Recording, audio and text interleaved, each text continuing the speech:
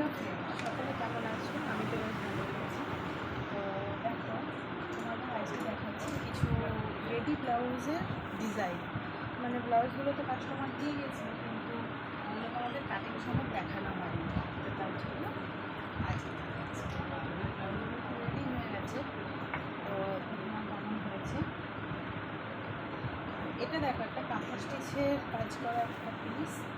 দেখো, কাঁথা স্টিচের কাজ করা পিস। এটা একদম একটু বয়স্ক একজনের ব্লাউজ। পিনটা একদম নর্মাল বলে হয়েছে। আর হাতাটা করেছে গ্লাস আলাদা কাটিং, একটু সফট হাতাটা। আর সামনে করেছে বলো কাটিং। আর এই একটা ব্লাউজ, এটা একটা ফেন্সি ব্লাউজ, মানে ফেন্সি ডিজাইনের হবে। তো দেখো কেমন হয়েছে।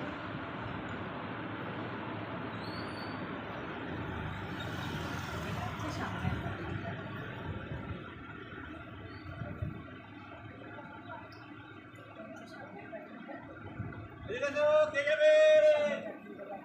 কত সুন্দর হয়েছে। আর এটা হচ্ছে হাতা। হাতাটা হচ্ছে গ্লাস হাতা। এই হচ্ছে পিঠের ডিজাইন।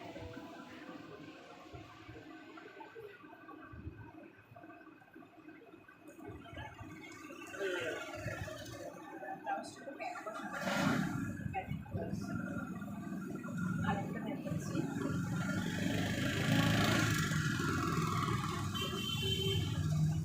এই ব্লাউজের ডিজাইনটা খুবই সুন্দর।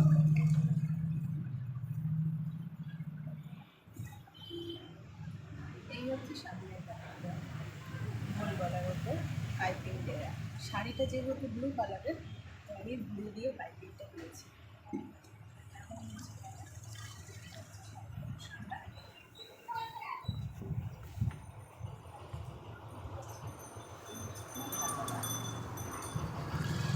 এটা হচ্ছে হাতা।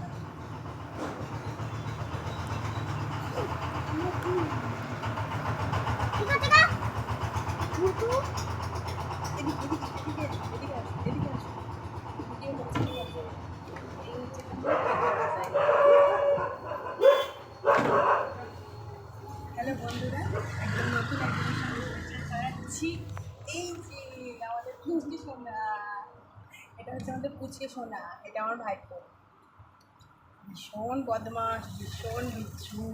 তোমরা জানো না বন্ধুরা, এখনও জানায় আমাকে, তো বলার কথা নয়। হ্যালো বলো, হ্যালো বলো। হ্যালো। ভীষণ বিচ্ছু, আর আমাকে তো ভীষণ ভালোবাসে। আর আমার কাছ থেকে শয়তানি করতেও ছাড়ে না, ভীষণ শয়তানি করে, প্রচুর শয়তানি করে।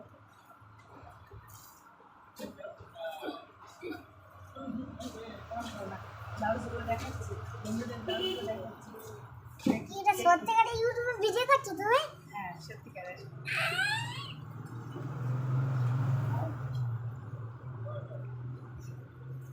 দেখো, এটা ডিজাইনটা দেখো কত সুন্দর হয়েছে। সুন্দর হয়েছে না?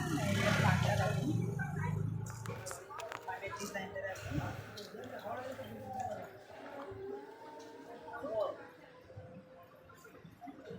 কেমন হয়েছে বলো? আরেকটা আছে, আরেকটা আছে। এটা হচ্ছে তোমার রানি কালারের। এই ব্লাউজটা খুবই সুন্দর, এটা তো আমার খুবই পছন্দ হয়েছে।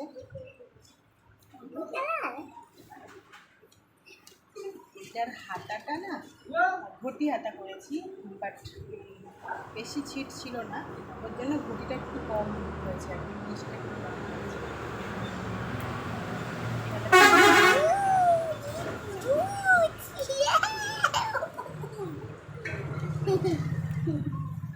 এটা হচ্ছে সামনের ডিজাইনটা, সেলফ পাইপিং দিয়ে দিয়েছি, সেলফ কালারের পাইপিং দিয়ে দিয়েছি।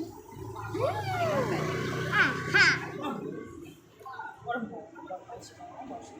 লাইট জ্বালাও না, লাইট দিয়ে জ্বালা দাও। পোস্ট করবো কিন্তু, হ্যাঁ, সবাই দেখতে পাবে। দেখো পিঠের ডিজাইনটা দেখো, ভীষণ বদমাস, তোমরা জানো না, ঠিক আছে? ভীষণ বদমাইশি করে। পিঠের ডিজাইনটা দেখো,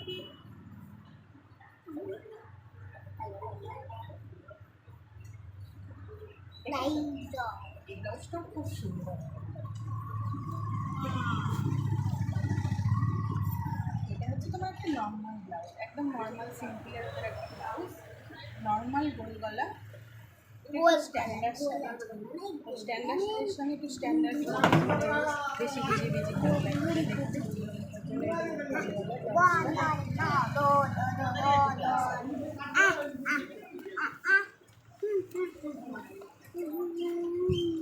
সামনে হচ্ছে একটা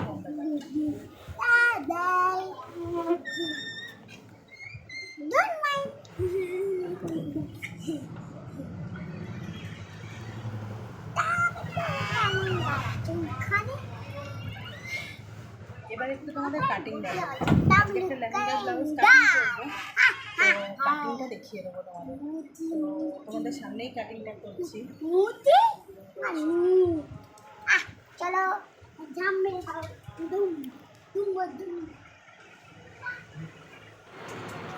এবার দেখাবো আমি একটা লেহেঙ্গার ব্লাউজ কাটিং।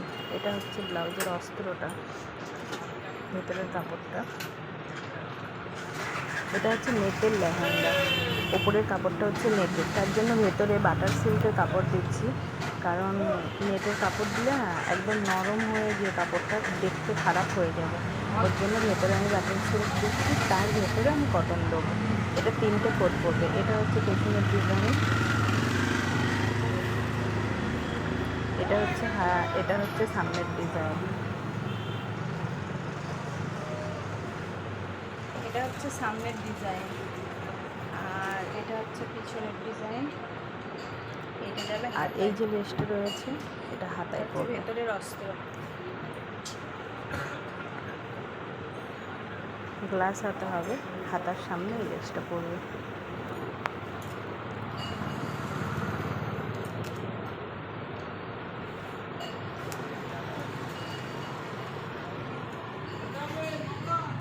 লেসটা প্রথমে আমি খুলে নিচ্ছি, নেট থেকে লেসটা প্রথমে খুলে বার করে নেব, তারপর আমি মালটা কাটিং করব।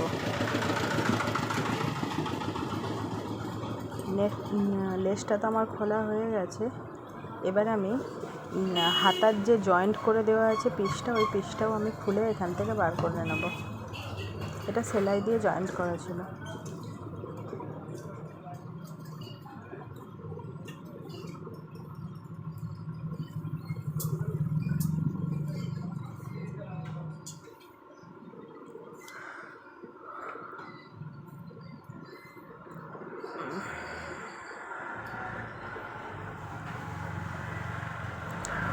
এই নেটের পিস খোলার সময় ভীষণ ধৈর্য নিয়ে খুলতে হবে, কারণ তাড়াহুড়ো করতে গেলে নেটটা ছিঁড়ে যেতে পারে। সেই কারণে ভীষণ ধৈর্য সহকারে নেটের সেলাইটাকে খুলতে হবে।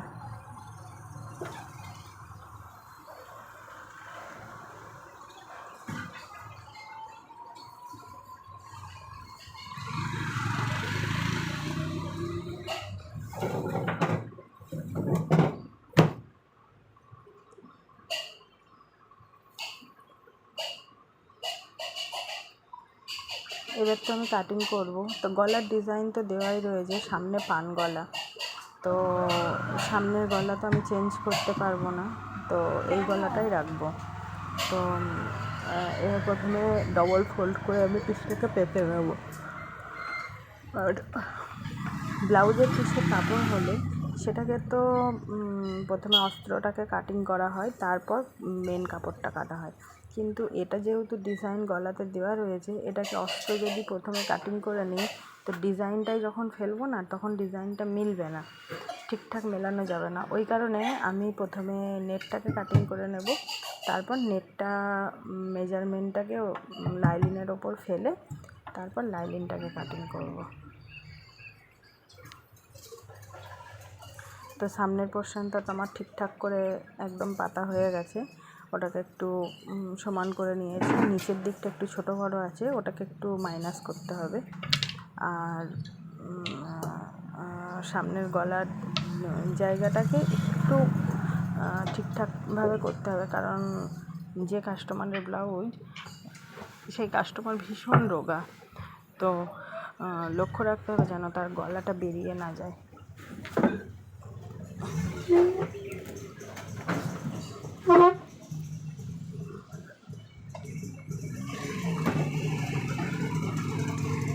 বন্ধুরা, এই যে সেলাইয়ের কাজটা না ভীষণ ধৈর্য সহকারের কাজ। মানে এতে লাগে সবথেকে প্রথম যেটা লাগে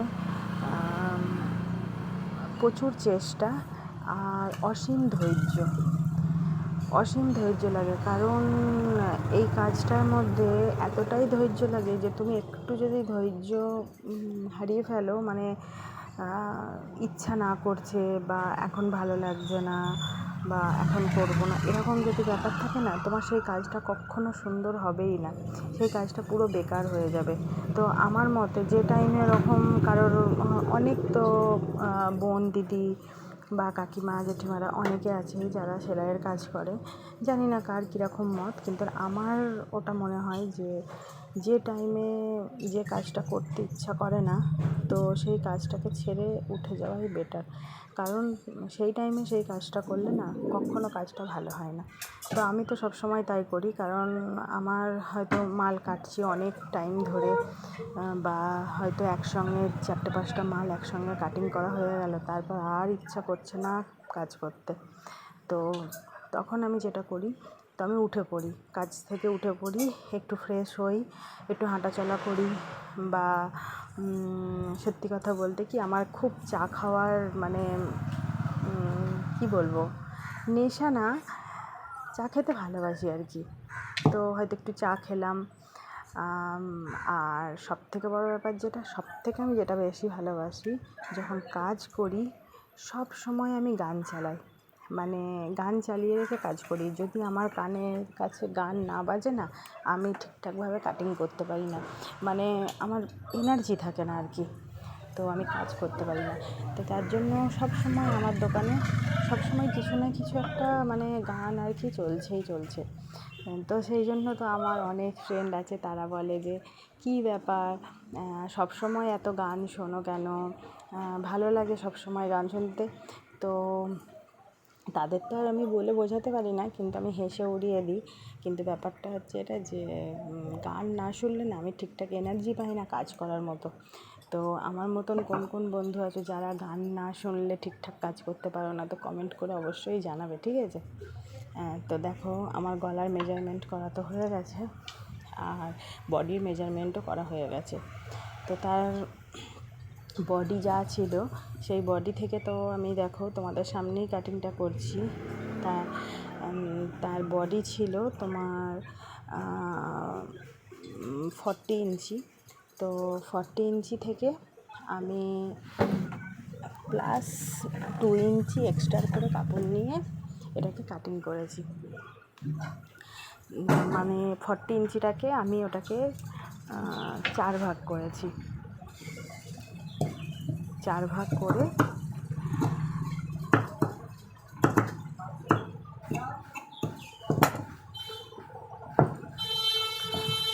+2 ইঞ্চি করেছি।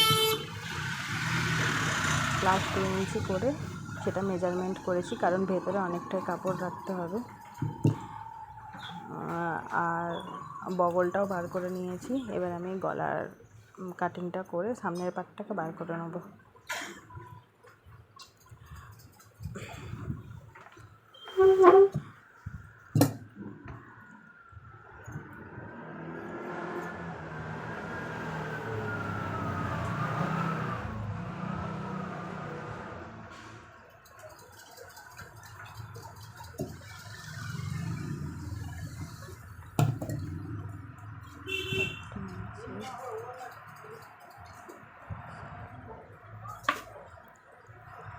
দেখো, নেটের ওপরে মার্কার পেন দিয়ে চক দিয়ে আমাদের চক দিয়ে দাগ করেছি পুরো। আমার তো যে কাপড়টার ওপর আমি কাটিং করি পুরো দাগ হয়ে গেছে। তো ওই দাগটাকে প্রথমে একটুখানি ঝেড়ে নিলাম, ঝেড়ে নিয়ে দেখো কাটিংয়ের পিসটা তোমাদের দেখাচ্ছি। দেখতেই কি সুন্দর লাগছে না? তো বানানোর পর ভাবো একবার কত সুন্দর হবে। গলাটার সাইড দিয়ে একটু এক্সট্রা ছিট বেশি ছিল, তো সেই কাপড়টাকে আমি কেটে বাদ দিয়ে ফেলে দিচ্ছি। রাখতে হবে ছিট কিছুটা, 1/2 ইঞ্চি মতো রাখতে হবে। হ্যাঁ, কারণ 1/2 ইঞ্চিটা সেলাইতে ভেতরের দিকে চলে যাবে, ওটা মরে যাবে। যখন আমি লাইনিংটা লাগাবো তখন 1/2 ইঞ্চি কাপড়টা ভেতরে চলে যাবে। কিন্তু 1/2 ইঞ্চির বেশি কাপড় থাকলে সেটা আবার দেখতে ভালো লাগবে না।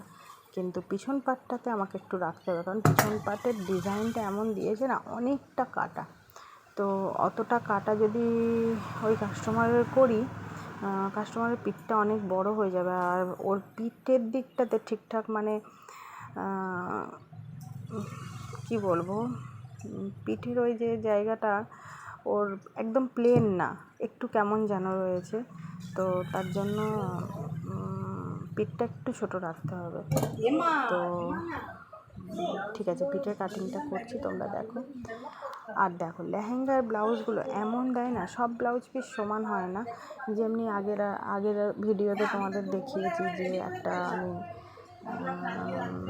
ভেলভেটের কাপড় কাটিং করলাম। তো ভেলভেটের কাপড়টা খুবই সুন্দর ছিল, অনেকটা বড় সড়ো ছিল, ভালো ছিল। বাট নেটের কাপড়টা দেখো অনেকটা ছোট। তো ডিজাইনটা তো আমাকে মাঝখানে রাখতেই হবে, কারণ ডিজাইন যেহেতু দিয়ে দিয়েছে। ডিজাইনটা রাখার পরে পিসটা এমন হয়েছে যে একদিকের কাপড়টা ছোট, একদিকের কাপড়টা বড়। দেখো, উপরের কাপড়টা বড় হয়েছে আর নিচের কাপড়টা অনেকটাই ছোট, কিন্তু কিছু করার নেই। ডিজাইনটাকে মিডিলে রেখে আমি কাটিংটা ফার্স্টে করে নেবো। নিচটা ফার্স্টে সমান করে নেবো, কারণ নিচটা অনেকটা ছোট বড়। তো নিচটায় দাগটা আমি দিয়ে নিলাম। এবার আমি সামনের পাটটা তো মাপ করে কেটেছি, ওটাকে ফেলেই এর ওপর দিয়ে বসিয়ে কাটবো।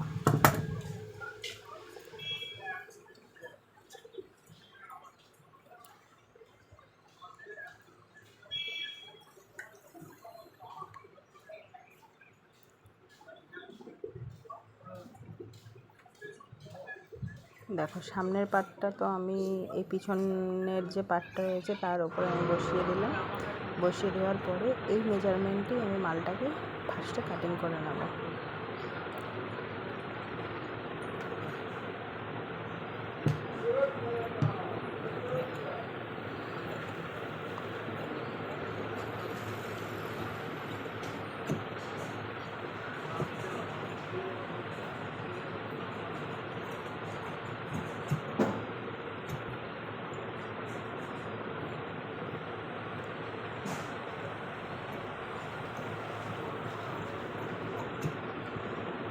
দেখো, আমার পিছন পাটের মেজারমেন্ট করে কাটিংটা তো হয়েই গেছে। এবার আমি ডিজাইনটাকে কাট করে নেব। এই যে ব্লাউজটা আছে, এটাতেও আমি সামনে বিট দিয়ে পাইপিং দেওয়া করতে পারবো না, যেহেতু সামনে ডিজাইন রয়েছে। এটাকে আমি কী করবো, হাফ টেকিং দেবো, ছোটো হাফ টেকিং দেবো। আর প্যাডেড হবে, কিন্তু হাফ টেকিং দেবো।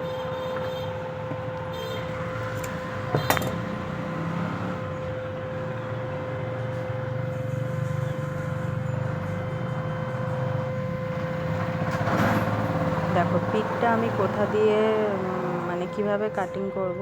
তো আমি প্রথমে চক দিয়ে মার্ক করে নিচ্ছি।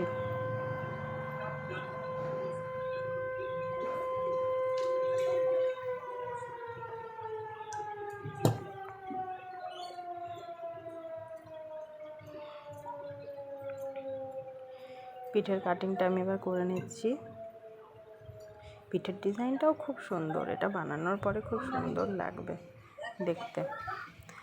পিঠটাতে আমার যেটা মনে হয় একটু পাইপিং দিলে দেখতে ভালো লাগবে, কারণ ডিজাইনটার থেকে একটু এক্সট্রা ছিট ওটা বেশিই থাকবে। কারণ 1/2 ইঞ্চি রেখে এটা কাটতে পারিনি তো, কারণ ডিজাইনটার রেখে যদি 1/2 ইঞ্চি রেখে কাটতাম না, তো কাস্টমারের পিঠে ঠিকঠাক বসতো না। ওই কারণে এটাকে একটু বেশি রেখেছি, রেখে কাটিংটা করেছি। তো এর সামনের দিক দিয়ে সিলভার কালার দিয়ে লেস করে পাইপিং করে দেবো, তো তারপর দেখতে সুন্দর লাগবে।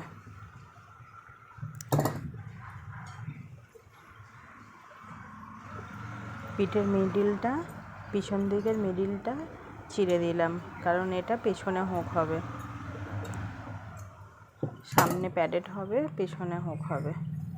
দেখো, এবার দেখো পেছনের পাটটাকে তোমাদের ঘুরিয়ে দেখাচ্ছি। একটা পাট বড়, একটা পাট ছোট। দেখেছো ছোটো বড়ো কতটা? এই দেখো, এটাকে সমান করে কেটে বার করে নিলাম। ওই দেখো কতটা ছোটো বড়ো দেখেছো, 4 আঙুল প্রায় ছোট এই পাশটা। এবার এটাকে তো কিছু করার নেই, ডিজাইন তো মিডিলে রাখতেই হবে, এর কারণে ওই জায়গাটাতে আমি একটা পিস জয়েন্ট করে দেবো।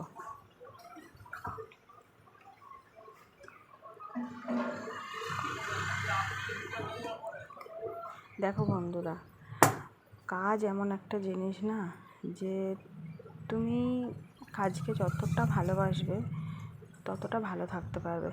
আর যদি কাজ না নিয়ে ব্যস্ততা মানে না থাকে, কাজেতে কোনো মন না থাকে বা কাজ করার ইচ্ছা না থাকে, তাহলে দেখবে সব কিছুই যেন কেমন একটা হয়ে যায়, যে মানে মানসিক চিন্তা ভাবনাও বেড়ে যায় যে কীভাবে চলবে, কীভাবে আমি করব, কীভাবে আমার সব কিছু মেনটেন হবে, বা সময় কীভাবে কাটবে। মানসিক চিন্তা, শারীরিক চিন্তা বা সমস্ত কিছুই কেমন যেন একটা হয়ে থাকে, মাথার মধ্যে সব সময় চিন্তা ধরেই থাকে। আর কাজ নিয়ে ব্যস্ত থাকবে, দেখবে সব সময় ভালো থাকবে, সবাই ভালো থাকবে। তাই বলে এই কাজই যে করতে হবে তার কোনো মানে নেই। যে কোনো কাজ করলেই শরীর মন সব কিছু ভালো থাকে। দেখো, আমি এবার হাতের মেজারমেন্টটা করে নিচ্ছি। হাতের পিসটাকে আমি 4টে ফোল্ড করেছি। আমি একসঙ্গে পিসটাকে এটাকে 4টে ফোল্ড করলাম, দিয়ে পিসটা একটু কুঁচকে রয়েছে, তো আমি একটু একে সমান করে নিলাম। এটা যদি কটন হতো আমি আয়রন করে নিতাম, বাট এটা নেটের শিট, একদম পাতলা নেট, তো টেনশানও হচ্ছে, বলা যায় না যদি এত পাতলা শিটের ওপর আয়রন দিই, যদি বাই চান্স পুড়ে টুড়ে যায় তখন বিপদ হয়ে যাবে। সেই জন্য আমি আয়রন করলাম না, এটাকে হাত দিয়ে একটু সমান করে নিলাম। এবার হাতের মেজারমেন্টটা আমি করে নেব। হাতটা হবে গ্লাস হাতা। হাতের যা লম্বা দিয়েছে সেই লম্বা থেকে আমি প্লাস 1 ইঞ্চি নেব, 1 ইঞ্চির এক্সট্রা নেব। আর সাইডের যা ফিটিংসের মাপ আছে তার থেকেও আমি 1 ইঞ্চি এক্সট্রা নেব।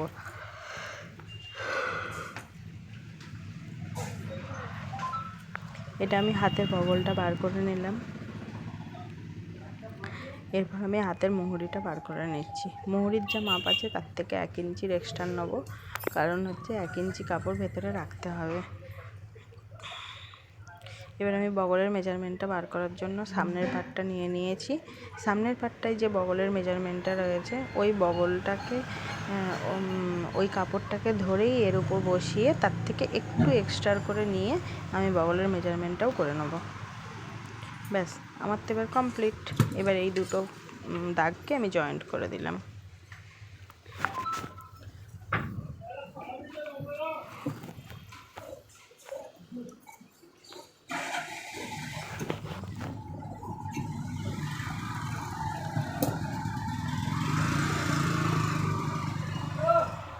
তোমরা বিশ্বাস করো বন্ধু, যে এই কাজটা নিয়ে আমি এতটাই হ্যাপি, এতটাই খুশি, কি বলবো। আমি অনেক ছোটো থেকে কাজ করি, কিন্তু কোনোদিনও আমার মনে হয় না যে এই কাজটা আমার কাছে বোঝা।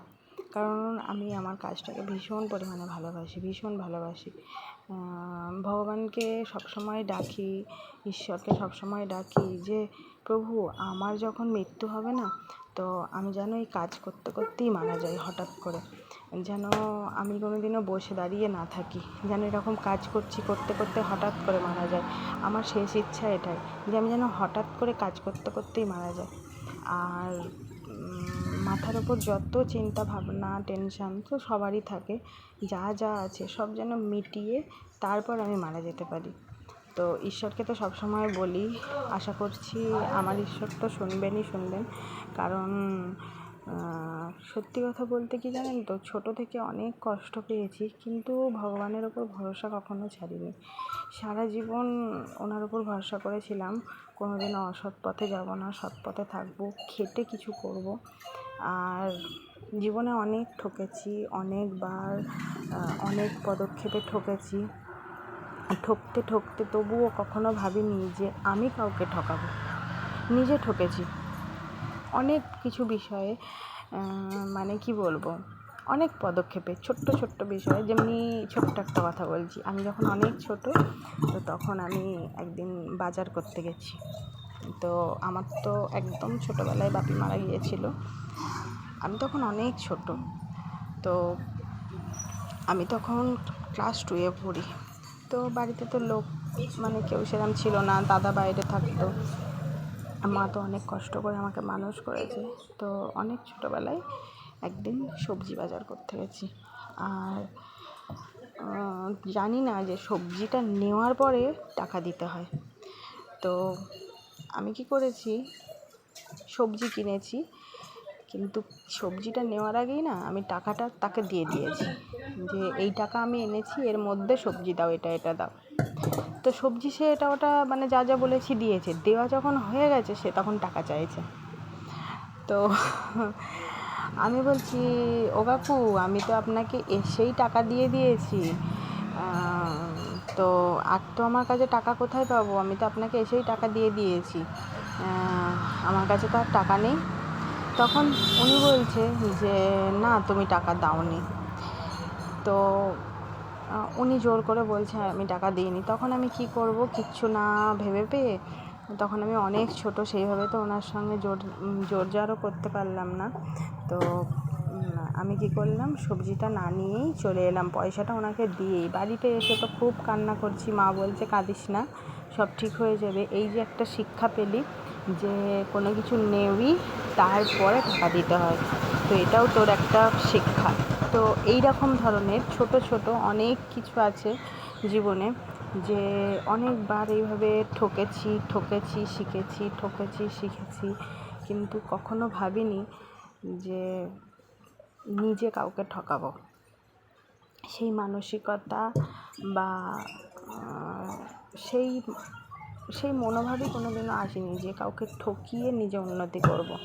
সবসময় চাই যে সৎ পথে থেকে, সৎভাবে থেকে, খেটে নিজে কিছু করব, নিজের যা কিছু শখ সাধ সব কিছু মেটাবো নিজে খেটে, কারোর থেকে নিয়ে বা হাত পেতে বা অসৎ পথে ইনকাম করে না, আর কাউকে ঠকিয়েও না।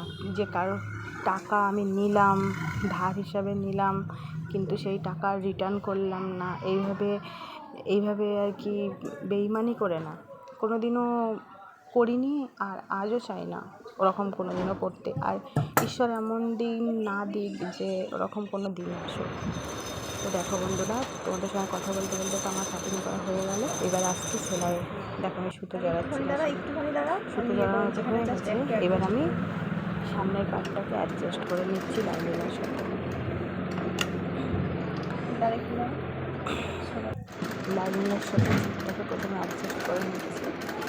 অ্যাডজাস্ট করে নেওয়ার পরে তারপর আমি এই পিসটাকে নিচেই প্যাডেটের জন্য 3টে লেয়ারের পিস লাগে। তো তারপর আমি এই নিচের লেয়ারের পিসটাকে রেডি করব।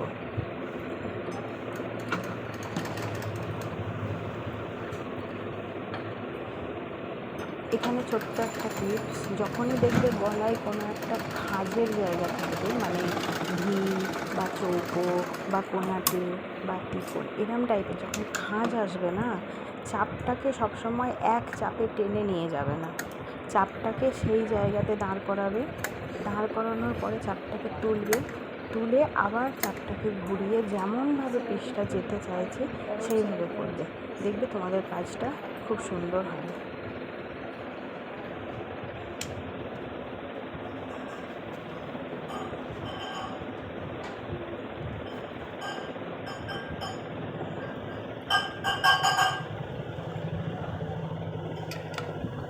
দেখো বন্ধুরা, এই মেশিনটা না আমার বহু পুরনো মেশিন, মানে প্রায় এর বয়স হয়ে গেল 18 বছর।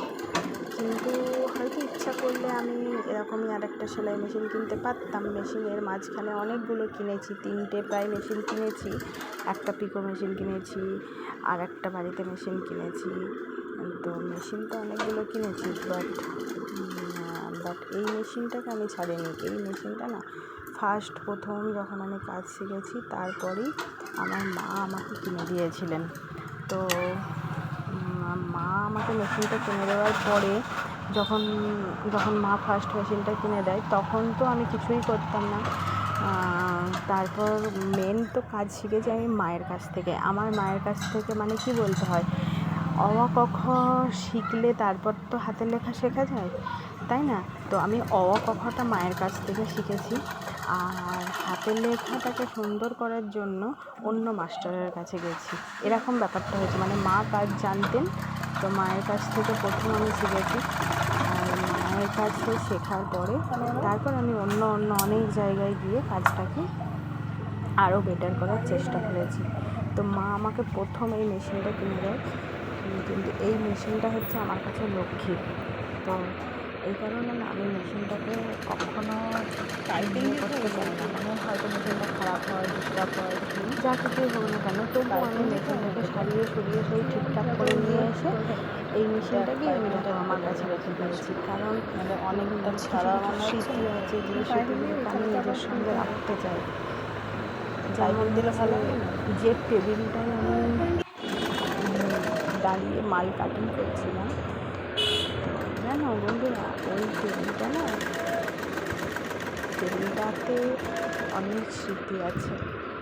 মানে পুরো জিনিসটা তো নেই, আমার বাপির এরকম একটা সিলিং টেবিল ছিল। আমার বাপি হাতের কাজ জানতেন, উনি রেডিও টিভি এইসব সারানোর কারণে এইসব কাজ করতেন। তো আমি তো তখন অনেক ছোটো ছিলাম, আমি তো আমার বাপিকে ভীষণ ভালোবাসতাম। তো আমি ছোটোবেলায় বাপি চলে গেছে, তো ওনাকে ভীষণ মিস করি, জানো তো। আমাদের পর্যন্ত ওনার জন্য কষ্ট হয়। তো ওনাকে কাছে রাখার জন্য ওনার কিছু স্মৃতি আমার কাছে রেখেছি। এই জন্য ওনার যে টেবিলটা ছিল, মানে এরকম টাইপেরই দেখতে ছিল আর কি, ওটা একটু ভেঙে ফেলে দিয়েছিল। তো ওটা থেকে কিছু পার্ট আর কি নিয়ে ওটাকে আবার একটু রিপেয়ারিং করে আমি এই টেবিলটা বানিয়েছি। ওপরের কাঠটা নতুন দিয়েছি, আর ভিতরে যেগুলো দিয়েছি না, ওগুলো বাকির কাঠগুলো দিয়েছি। তো মিস্ত্রি তো বারণ করেছিল যে এই কাঠগুলো দিয়ে আমার কাপড় খারাপ হয়ে যাবে, কিন্তু না, যতদিন চলবে। তো আমি আমার বাকির জিনিসটাই দেবো, কারণ আমার বাকিকে আমাকে আজও পর্যন্ত ভীষণ মিস করি বাকিকে। তো দেখো, দেখতে তো আমার অনেকটা কাজে এগিয়ে গেল কথা বলতে তোমাদের সাথে। তো সামনের পাটও হয়ে গেল। আর দেখো এখন আমি বসাচ্ছি হাতাটা অ্যাডজাস্ট করে নিয়েছি, এবার আমি হাতাতে বসাচ্ছি লেস। ওই যে লেসটা খুলে নিয়েছিলাম, তখন খুলে না নিলে না ঠিকঠাক করে বসানোও যায় না, সমান হয় না, আর ঠিকঠাক করে কাটিংয়ের সময় ঠিকঠাক হয়ও না। আর যেগুলো খোলা যায় না সেগুলো আলাদা ব্যাপার, কিন্তু এরম ধরনের কিছু একটু খুলে নিয়ে তারপরে বসিয়ে দিলেই ঠিকঠাক হয়। তো এখন আমি হাতাটাতে লেস বসিয়ে নিচ্ছি। হাতাটা গ্লাস হাতে হবে, নর্মাল গ্লাস, লেস করার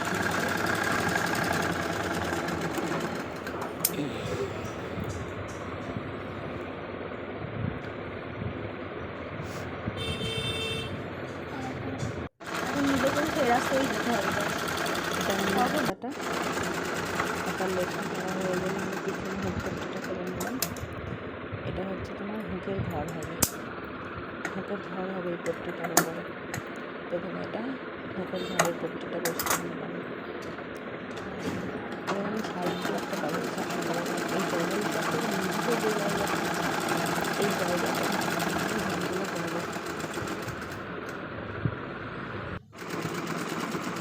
এবার আমি পাইপিংয়ের জন্য সিটটাকে রেডি করে নিচ্ছি। যেহেতু লেহেঙ্গাটাতে সিলভারের কাজ রয়েছে, তো আমি সিলভার দিয়ে পাইপিংটা দেবো। সামনের বেলাটাই দেবো না, সামনের বেলাটাতে কাজ যতটা আছে ততটাতেই হয়ে যাবে, সেই পিছন বেলাটাই দেবো। দেখো বন্ধুরা, আমি কেমনভাবে পাইপিংটা লাগাচ্ছি। সুন্দর করে পাইপিংটাকে প্রথমে একসাথে করে নিয়ে দেখো সিঙ্গেল চাপা কিন্তু, সিঙ্গেল চাপে আমি পাইপিংটাকে বসাচ্ছি।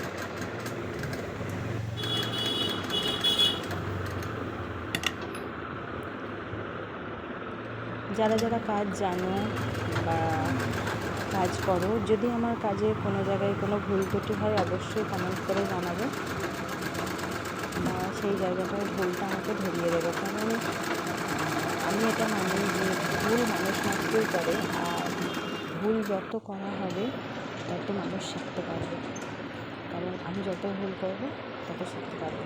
দেখো ফাইনালি আমার ব্লাউজটা কিন্তু কমপ্লিট হয়ে গেছে, প্রায় রেডি।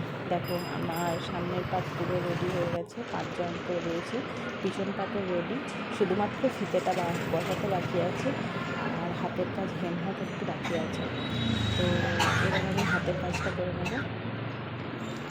পিছন পাটও পুরো রেডি হয়ে গেছে, সামনের পাটটাও রেডি হয়ে গেছে, শুধু হেমহাট বাকি আর পিছনের ফিতেটা বসানো বাকি আছে।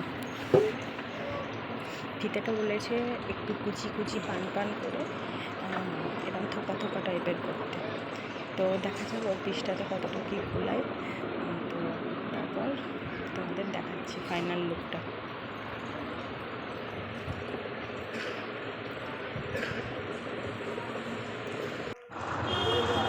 দেখো চলে এসেছি, এই যে পানগুলো করা হয়ে গেছে, এই যে থাক এখন কুচি কুচি করতে বলেছিল ফিতেটা, তো ফিতেটা তো করা হয়ে গেছে।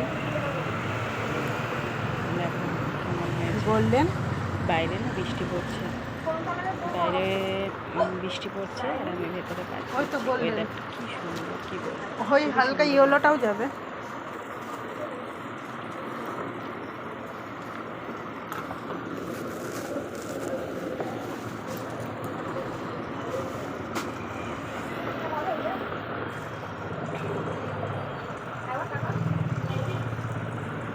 সকলে ভালো থাকবে আর সবাই প্লিজ সাপোর্ট করবে।